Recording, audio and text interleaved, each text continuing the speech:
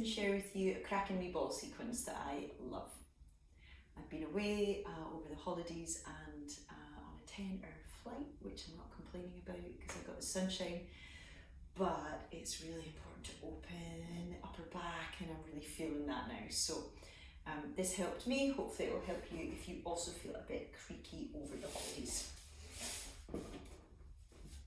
So one of our lovely 9-inch soft balls, feet hip width apart or wider, hands behind the head, and I've got the kind of knuckle part of my thumb in the occiput, in the base of the skull, the dip in the base of the skull and the top of the neck, and it's as if I'm kind of giving the weight to my hands and slightly lengthening, ever so slightly pulling on my skull.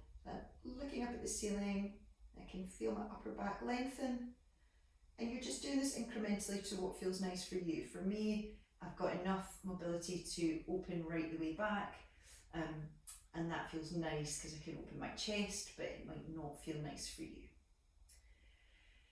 Inhaling, opening my ribs, opening my upper back, exhaling, hugging my ribs in toward me now, bringing the elbows in, hugging my hip bones in toward me, hugging my belly in toward me, doing an ab curl. So move through that a couple of times, lengthening up to the ceiling and then opening all the way back if it's available. Shoulders down away from the ears. For those who've been coming for a little while, you could try toe taps in this position. You could hold your head or you could put your hands down, but it can be a bit necky if you do that. So, toe taps, and then moving on the end of the breath. So the breath is making way for the movement, guiding the movement. Glue the knees together, and we could try hip rolls here. Now this is a challenge because I've got the instability of the ball, so I'm having to work harder, and my tummy's nice and kind of sunken. The lower back is not under any pressure or arching. If anything, it's kind of making its way down toward the mat.